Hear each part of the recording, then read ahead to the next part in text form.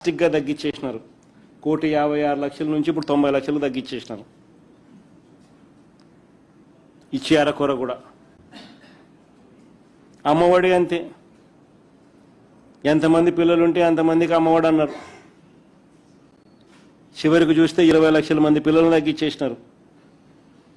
15,000 కదా దేవుడు ఎరుగు. కొందరికి 9,000, కొందరికి 8,000, కొందరికి 10,000, కొందరికి మాత్రమే 13,000. ఇది అమ్మఒడి పరిస్థితి. నోరు తెరిస్తే అబద్ధాలు, నోరు తెరిస్తే మోసం. పెన్షన్లు మా హయాంలో, ఆ టేబుల్ ఏమో పెన్షన్ల హయాము 2024 మార్చిలో ఎన్నికల షెడ్యూల్ వచ్చే టయానికల్లా మా హయాంలో 66,34,372 పెన్షన్లు మా హయాంలో మేము పంపిణీ చేస్తూ ఉంటే ఇంటి వద్దకే పంపించి, చంద్రబాబు నాయుడు హయాంలో పెన్షన్ 1000 రూపాయలు, మా హయాంలో దాన్ని 3,000కు పెంచుకుంటూ పోయాం. ఇంటి వద్దకే పెన్షన్ పంపించే కార్యక్రమం చేసినాం. ఆత్మగౌరవాన్ని నిలబెడుతూ 66,34,372 మందికి పెన్షన్లు మా హయాంలో ఇస్తే, చంద్రబాబు నాయుడు గారు ఇప్పుడు దాన్ని తగ్గించి మన మేలో ఇచ్చిన దానికి, ఈ మేలో ఇచ్చింది ఎంతమందికి చూస్తే 60,11,293 మందికి. అంటే ఏకంగా 6,23,079 మంది పెన్షన్లు తగ్గించేసినాడు. ప్రతి నెల 25,000 తగ్గిస్తూ ఉన్నారు. ప్రతి నెల 25,000 కట్. కొత్త పెన్షన్ ఒకటి అడిషనల్గా ఈకపోగా ప్రతి నెల 25,000 కట్ చేస్తూ ఇప్పటికే 6,23,000 పెన్షన్, 6,23,079 పెన్షన్లు కట్ చేసినారు. ఫీజు రీయింబర్స్మెంట్ పరిస్థితి అంతే. ఫీజు రీయింబర్స్మెంట్ కింద, విద్యా దీవెన, వసతి దీవెన కింద ఈ రెండేళ్ల పీరియడ్లో మామూలుగా ప్రతి క్వార్టర్కు, ప్రతి 3 నెలలకు 700 కోట్లు విద్యా దీవెన కింద ఇవ్వాలి. 7 క్వార్టర్లో ఇప్పుడు ప్రస్తుతానికి చంద్రబాబు నాయుడు గారు జనవరి, ఫిబ్రవరి, మార్చ్ క్వార్టర్, జనవరి, ఫిబ్రవరి, మార్చికి సంబంధించిన క్వార్టర్, మార్చి 16న ఎన్నికల కోడ్ వచ్చింది. జనవరి, ఫిబ్రవరి, మార్చ్ క్వార్టర్ ఏప్రిల్లో వెరిఫికేషన్ చేసి మేలో ఇవ్వాల్సింది. అప్పుడు ఎన్నికల ప్రక్రియలో భాగంగా ఆగిపోయింది. అక్కడ నుంచి ఇప్పటిదాకా 9 క్వార్టర్స్, ఈ మార్చికు 9 క్వార్టర్స్, ప్రతి 3 నెలలకు ఒకసారి ఇవ్వాల్సింది ఇప్పటికి 9 త్రైమాసికాలు అయిపోయినాయి. ఈ మార్చికి బకాయిలే 5,828 కోట్లు బకాయిలు ఉన్నాయి. 700 కోట్లు ఇంటూ 9 క్వార్టర్స్ 6,300 కోట్లు. ఈయన ఇచ్చింది ఎంత అంటే ఒకసారి 1,770 కోట్లు ఇచ్చినాడు, ఇప్పుడు ఒక 900 కోట్లు ఇచ్చినాడు, 2,670 కోట్లు, 3,628 కోట్లు విద్యా దీవెన కింద ఇప్పటికే బకాయిలు. దీనికి వసతి దీవెన ప్రతి జనవరిలో 1,100 కోట్లు క్రమం తప్పకుండా మా ప్రభుత్వ హయాంలో ఇచ్చేవాళ్ళం. విద్యా దీవెన ప్రతి 3 నెలలకు ఒకసారి, ప్రతి త్రైమాసికం అయిపోయిన వెంటనే డబ్బులు తల్లుల ఖాతాల్లో పడేటివి. వసతి దీవెన కింద జనవరి 2025 1,100 కోట్లు, జనవరి 2026 మరో 1,100 కోట్లు, 2,200 కోట్లు ఇప్పటికే బాకీ. ఈ విద్యా దీవెన, వసతి దీవెన కింద ఆ 3,628 కోట్లు ప్లస్ ఈ 2,200 కోట్లు కలిపితే 5,828 కోట్లు బకాయిలు. మళ్ళీ ఈ సంవత్సరానికి సంబంధించిన రిక్వైర్మెంటు 4 క్వార్టర్స్, 4 త్రైమాసికాలు ఇంటూ 700 2,800 కోట్లు. జనవరి 27లో ఇవ్వాల్సిన వసతి దీవెన కింద మరో 1,100 కోట్లు, 2 కలిపితే 3,900 కోట్లు, కలిపితే 9,728 కోట్లు ఇవ్వాలి. ఈరోజు పిల్లలు చదువులు మానేస్తా ఉన్న పరిస్థితి, పట్టించుకునే నాతులు లేడు. ఆరోగ్యశ్రీ కింద నెట్వర్క్ హాస్పిటల్కు ప్రభుత్వం ఇప్పటి వరకు ఈ 2 ఏళ్లలోనే 3,746 కోట్ల రూపాయలు బకాయిలు పెట్టింది. సంవత్సరానికి మామూలుగా 4,000 కోట్లు కావాలి, దాదాపుగా 330 కోట్లు ప్రతి నెల దీనికి అవసరం అవుతుంది. సంవత్సరానికి 4,000 కోట్ల రూపాయలు కావాలి. అలాంటిది 2 ఏళ్లలోనే 3,746 కోట్లు బకాయి. మళ్ళీ ఈ సంవత్సరం మరో 4,000 కోట్లు కావాలి. దీంతో నెట్వర్క్ హాస్పిటల్ పూర్తిగా చేతులెత్తేస్తా ఉన్న పరిస్థితి.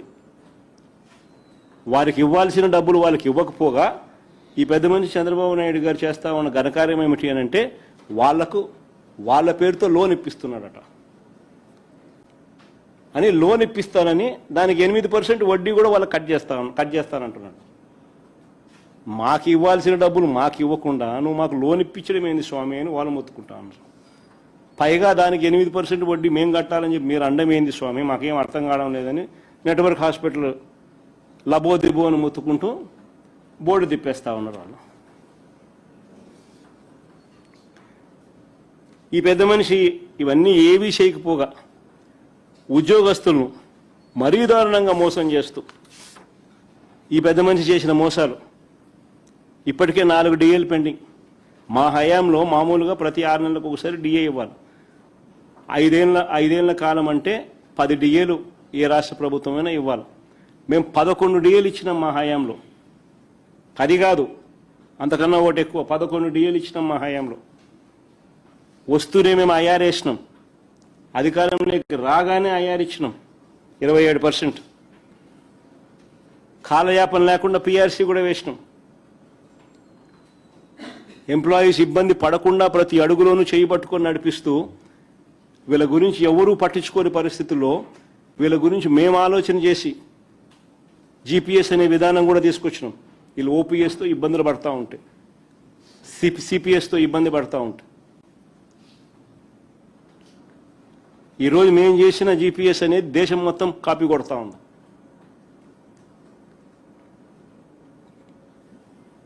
ఈరోజు పరిస్థితి చూస్తే ఉద్యోగులకు 4 డిఏలు పెండింగ్.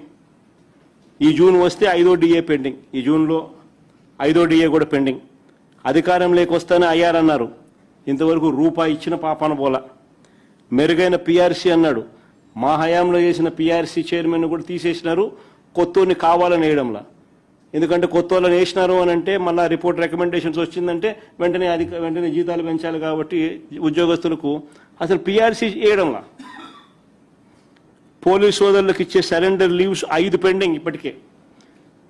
ఆశ్చర్యం కలిగించే విషయం ఏంటంటే పోలీసులకు మామూలుగా సరెండర్ లీవ్ ఒకేసారి ఇస్తారు. సరెండర్ లీవ్ కనీసం ఇస్తే ఒకేసారి ఇస్తారు. ఒక సరెండర్ లీవ్ వస్తే కనీసం వాళ్ళకు 60,000 రూపాయలన్నా కనీసం చేతికి అందుతుంది. 60,000తో వాళ్ళు ఏదో కొబ్బు ఏదో చేసుకోవాల్సినట్టు ఏదైనా చేసుకుంటారు. మొట్టమొదటిసారిగా చంద్రబాబు నాయుడు సరెండర్ లీవ్ను కూడా స్ప్లిట్ చేస్తున్నాడు. సరెండర్ లీవ్ను కూడా వాయిదా పద్ధతులు పెడతాము. ఒకవైపు సరెండర్ లీవ్లలో వాయిదాలు పెడుతూనే మరోవైపున 5 సరెండర్ లీవ్స్ పెండింగ్, 15 నెలల టీఏలు పెండింగ్ పోలీసులకు.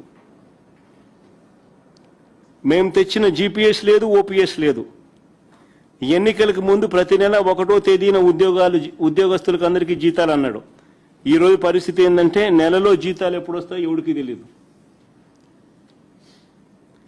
GPF, APGLI, medical reimbursement, retirement benefits, surrender leaves, వీటి అన్నింటి కింద ఉద్యోగస్తులకు ఇప్పటికే 35,000 కోట్ల రూపాయలు చంద్రబాబు బాకీ. అయినా వాటి గురించి పట్టించుకునే పరిస్థితి లేదు, మాట్లాడే పరిస్థితి లేదు. ఎవడైనా అడిగితే వాళ్ళ ఎంప్లాయీ యూనియన్ అధ్యక్షుడు వెంకటరామరెడ్డి అని పాపం ఆ పిల్లోడు నోరు తెరిచి అడిగితే ఆ పిల్లోని మీద దొంగ కేసులు పెట్టి, ఉద్యోగస్తుల మీద దొంగ కేసులు పెట్టి అసలు ఆ పిల్లోని ఉద్యోగం నుంచి డిస్మిస్ చేసినారు.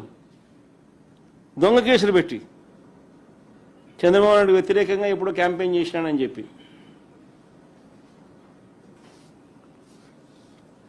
ఇప్పుడు ఈ మనిషి ఏమంటాడు, సంపద సృష్టిస్తానన్న చంద్రబాబు ఇప్పుడు ఏమంటున్నాడు, సంతానమే సంపద అంటున్నాడు. సంపద సృష్టిస్తాను అని చెప్పిన ఈ పెద్ద మనిషి ఇప్పుడు ఏమంటా ఉన్నాడు, సంతానమే సంపద అంటున్నాడు. అని అంటూ ఏమంటున్నాడు, 3 కానండి 4 కానండి అంటాడు. ఇంకా మోటివేట్ చేస్తూ ఇంకా ఏమంటాడు, మీరు 3 కంటే నేను 30,000 ఇస్తానంటాడు. 4 కంటే ఇంకా 30,000 అంటాడు. 40,000 ఇస్తానంటున్నాడు. ప్రజలంతా మొత్తుకుంటా ఉన్నారు, అయ్యా 30,000 కథ 40,000 కథ దేవుడు ఎరుగు, 3వ సంతానం 4వ సంతానం కథ దేవుడు ఎరుగు. నువ్వు సూపర్ 6 సూపర్ 7లో ఇచ్చిన హామీలు ఏమైనా స్వామి, ఇంతవరకు వాటి పరిస్థితి దిక్కు తెలియడం లేదు మాకు. ఫస్ట్ వాటి గురించి ఆలోచన చేయి నువ్వు, ఆ తర్వాత నువ్వు 3వ సంతానం 4వ సంతానం గురించి నువ్వు చెప్తే ఏదో అంతో ఇంత వినేదానికి అవకాశం ఉంది అని ప్రజలు ఈరోజు మొత్తుకుంటా ఉన్నారు. నిజంగా మొట్టమొదటిసారిగా నేను చూస్తా ఉన్నా, ఈ పెద్ద మనిషి చంద్రబాబు నాయుడు గారు ఏదైతే చెప్తాడో కనీసం ఆయనన్నా పాటించాలనా, కనీసం ఆయన కొడుకైనా పాటించాలనా. ఆయన కొడుకు ఒకడే, ఆయనకు ఒకడే, కానీ బీదోళ్ళకు మాత్రం 4 కావాలా, వాళ్ళు చదువుకోకూడదు, వాళ్ళ క్వాలిటీ ఎడ్యుకేషన్ ఇవ్వకూడదు, వాళ్ళకి ఇంగ్లీష్ మీడియం చదువులు ఇవ్వకూడదు, వాళ్ళ బతుకులు ఎప్పుడూ చితికిపోయి ఉండాలా అనే ఆలోచన, దిక్కుమాలిన ఆలోచన చేయగలిగిన వ్యక్తి ఈ ప్రపంచంలో ఎవడన్నా ఉన్నాడంటే ఒక చంద్రబాబు తప్ప ఇంకా మూడోవాడు ఎవడు ఉండడు.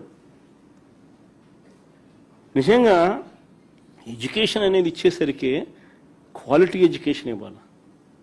ఈరోజు రాష్ట్రంలో పరిస్థితి ఏమిటి? విద్య, వైద్యం, వ్యవసాయం అన్నీ కూడా పూర్తిగా మూలన పడ్డ పరిస్థితులు. ఈరోజు పరిస్థితి ఏమిటి? స్కూళ్ళల్లో పూర్తిగా ఇంగ్లీష్ మీడియం చదువులు ఆగిపోయిన పరిస్థితులు.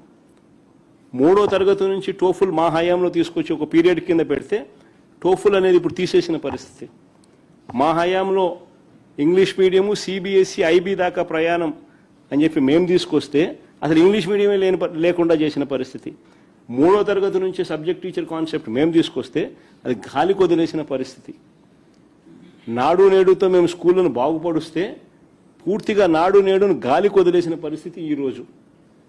6వ తరగతి నుంచి ప్రతి క్లాస్ రూమ్ను డిజిటైజ్ చేసి ప్రైవేట్ స్కూళ్ళు గవర్నమెంట్ స్కూళ్ళతో పోటీ పడే పరిస్థితి మా హయాంలో మేము తీసుకొస్తే ఈరోజు గవర్నమెంట్ స్కూళ్ళల్లో చేర్పించడానికి తల్లిదండ్రులు మళ్ళీ హెసిటేట్ చేస్తా ఉన్న పరిస్థితి చంద్రబాబు నాయుడు హయాంలో. 8వ తరగతి పిల్లలకు గవర్నమెంట్ స్కూళ్ళలో 8వ తరగతికి వచ్చేసరికి ఆ పిల్లల చేతుల్లో ట్యాబులు పెట్టి ఒక మంచి మేనమామల ఆ పిల్లలను మేము చదివిస్తే ఈరోజు పిల్లలను ట్యాబులు కదా దేవుడు ఎరుగు, కనీసం గోరుముద్దలో కూడా క్వాలిటీ లేని పరిస్థితిలో ఈరోజు స్కూళ్ళు నడుస్తూ ఉన్నాయి. ఈరోజు ఫీజు రీయింబర్స్మెంట్ లేదు, విద్యా దీవెన లేదు, వసతి దీవెన లేదు, చదువులు ఆపేస్తా ఉన్న పరిస్థితి. స్కూళ్ళు, హాస్టళ్ళు, అంగన్వాడీల్లో ఈరోజు సరిగ్గా సరైన పౌష్టికాహారం అందక ఈరోజు పిల్లలు హాస్పిటలైజ్ అవుతా ఉన్న పరిస్థితులు. హాస్పిటల్లో నాశనం చేసినారు. విలేజ్ క్లినిక్ల దగ్గర నుంచి పిహెచ్సిల నుంచి నాడు నేడు తీసుకొచ్చి అన్ని హాస్పిటల్స్ను రిఫార్మ్స్లో మేము చేస్తే 0 వేకెన్సీ పాలసీ తీసుకొచ్చి సూపర్ స్పెషాలిటీ వైద్యులు గవర్నమెంట్ హాస్పిటల్లో కొరత లేని పరిస్థితి మా హయాంలో ఉంటే ఈరోజు పూర్తిగా అన్ని నాశనం అయిపోయిన పరిస్థితి. 17 కొత్తగా మెడికల్ కాలేజీలు కట్టడానికి మేము శ్రీకారం చుడితే కేవలం 5,000 కోట్లు ఖర్చు చేస్తే చాలు ఆ 17 మెడికల్ కాలేజీలు పూర్తయిపోయి బ్రహ్మాండంగా నడిచే పరిస్థితిలోకి తీసుకురావాల్సిన 17లో ఆల్రెడీ మా హయాంలోనే 3 అయిపోయినాయి. మిగిలినటివన్నీ కూడా మిగిలినవి కూడా రకరకాల స్టేజుల్లో ఉన్నాయి. కేవలం 5,000 కోట్లు పెడితే చాలు, అది కూడా 5 ఏళ్లలో పెడితే చాలు, ఆ 17 మెడికల్ మిగిలిన 14 కూడా అందుబాటులోకి వచ్చి పిల్లలందరికీ కూడా ఇక్కడే క్వాలిటీ ఎడ్యుకేషన్ దొరికే పరిస్థితిని పక్కన పెట్టి అది అమ్మే కార్యక్రమం చేస్తూ ఉన్నారు. అమరావతిలో బిల్డింగులకు గ్లాస్ కోసం, అద్దాల కోసం 2,500 కోట్లు పెట్టడానికి ముందుకు వస్తాడు. మెడికల్ కాలేజీలకు డబ్బులు ఇవ్వడానికి మాత్రం ఈయనకు మనసు రాదు. నాడు నేడు స్కూళ్ళల్లో నాడు నేడు కింద స్కూళ్ళను బాగుపరచడానికి మాత్రం ఈయనకు మనసు రాదు.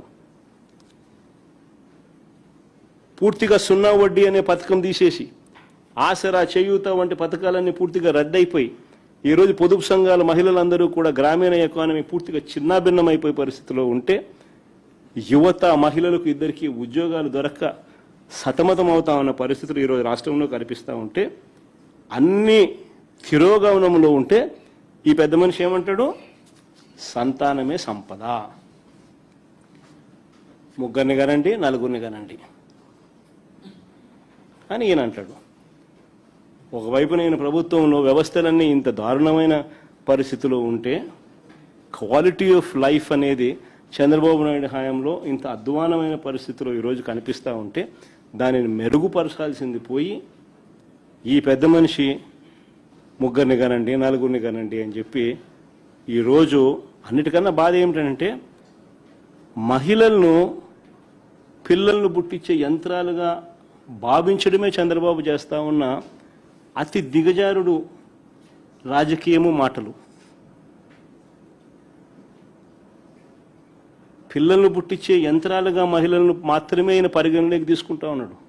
కాదు, మహిళలు బాగుంటేనే కుటుంబాలు బాగుంటాయి. మహిళలు సంతోషంగా ఉంటేనే గ్రామీణ ఆర్థిక వ్యవస్థ నిలబడుతుంది, రాష్ట్ర ఆర్థిక వ్యవస్థ నిలబడుతుంది. కుటుంబాలు బాగుండాలని అంటే మహిళలు బాగుండాలి, వారి చిరునవ్వుతో ఉంటేనే కుటుంబాలు బాగుంటాయి. చంద్రబాబు నాయుడు గారు మాత్రం మహిళలను కేవలం పిల్లలను పుట్టించే యంత్రాలుగా మాత్రమే చూడడం అంటే ఇంతకన్నా దారుణమైన పరిస్థితి బహుశా రాష్ట్రంలో ఎప్పుడూ ఉండదు.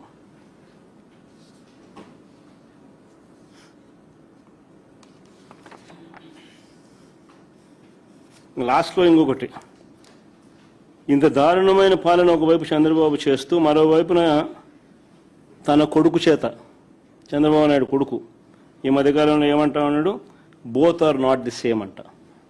బాలకృష్ణ డైలాగులు ఈయన కొడతా ఉన్నాడు, both are not the same అని పబ్లిక్ మీటింగ్స్లో ఈయన డైలాగ్ కొడతా ఉన్నాడు. గవర్నెన్స్ కింద ఈ లోకేష్ అనే చంద్రబాబు నాయుడు గారు అనే కొడుకు. అవునయ్యా, both can never be same. Chandrababu Naidu garu కొడుకు చెప్తా ఉన్నా, చంద్రబాబు నాయుడు చెప్తా ఉన్నా, both can never be same. వెన్నుపోటుతో పార్టీని పెట్టి పార్టీ గుర్తును దోచేయడం మీ హిస్టరీ. ఎదరొడ్డి నిలబడి ప్రజా మద్దతుతో గవర్నమెంట్ స్థాపించడం మా history. Both can never be same. ప్రజలకు ద్రోహం చేయడం, మేనిఫెస్టోను చెత్తబుట్టలో పడేయడం, ప్రజలను వాడుకోవడం, ఆ తర్వాత వదిలేయడం మీ క్యారెక్టర్. కానీ మేము 600 కూడా ఇచ్చిన ప్రతి మాట నిలబెట్టుకోవడం మా character. Both can never be same. పనులు చేసి చూపించడం మా స్టైలు, పబ్లిసిటీ క్రెడిట్ చోరీ చేయడం మీ style. Both can never be same. విద్య, వైద్యం, ఆరోగ్యం, వ్యవసాయం, ప్రజల చెంతకే పాలన, గృహ నిర్మాణం, మహిళా సాధికారత, మహిళా రక్షణ, దిశ లాంటి విప్లవాత్మక కార్యక్రమాలు మా చరిత్ర. వీటినన్నింటినీ నాశనం చేయడం మీ చరిత్ర. Both can never be